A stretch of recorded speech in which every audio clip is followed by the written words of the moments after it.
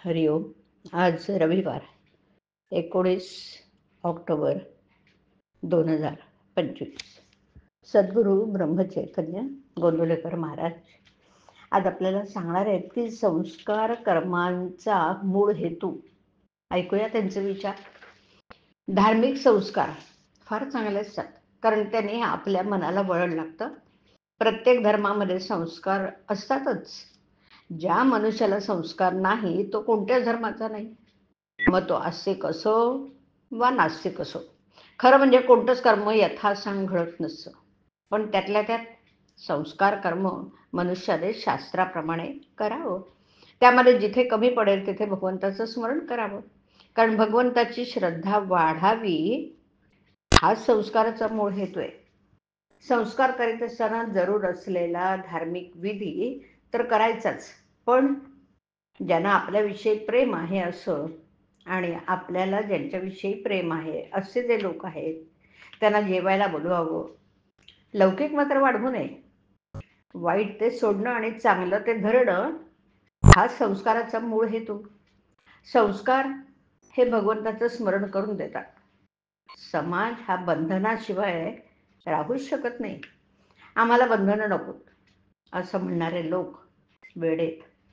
बंधनामुळेच आपल्या धर्माला सनातनत्व आलं की नाही, आणि म्हणून बंधनाला अतिशय महत्व आहे.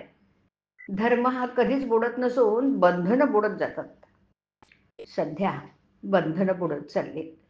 पूर्वी धर्मावर श्रद्धा होती म्हणून इतक्या सुधारणा नसून सुद्धा स्वास्थ्य होतं, पण आज बाहेरच्या जगात पुष्कळ सुधारणा झाल्यानं तर त्या सुधारणांना धर्माचा पाया नसल्यामुळे मानवाला स्वास्थ्य नाही. बरं, अलीकडे काही लोक असं म्हणतात की समाज जसा बदलेल तसे नीतीचे नियम बदलायला पाहिजेत, पण अध्यात्मविद्या असं सांगते की नीतीचे नियम कायमच आहेत. ते न बदलता माणसाने स्वतःला बदललं पाहिजे. एखाद्या समाजाचा पाया बौद्धिक असू शकेल किंवा पैसा असेल, पण ज्या समाजाचा पाया धर्म आहे त्या समाजालाच खरं समाधान लागेल. धर्म म्हणजे एका अर्थाने व्यवस्थितपणाच. धर्म वस्तू जानाला संस्काराच्या रूपाने नीट धरून ठेवतो. व्यवहारामध्ये ज्याचा उपयोग करता येतो तोच खरा वेदांत होय. आणि जो परमार्थाला उपयोगी पडतो तोच खरा आणि योग्य व्यवहार.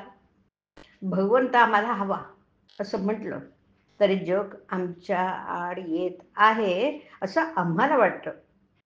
जग आडवं काय येतं तर जगाशी आमचे स्वार्थाचे संबंध आहेत. म्हणून जगाशी वागताना आम्हाला निस्वार्थीपणाने व्यवहार करण्याची सवय नसल्याने जगाचा मोह आम्हाला सुटत नाही.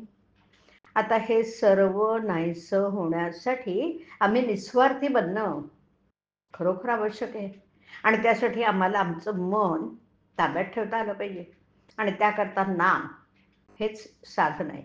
जन्माला येऊन काही करणं असेल तर भगवंताला न विसरता कर्मे करावीत म्हणजे झालं. नामात जो प्रपंच करेल त्याचाच प्रपंच पूर्णत्वाला जातो. हरिओम.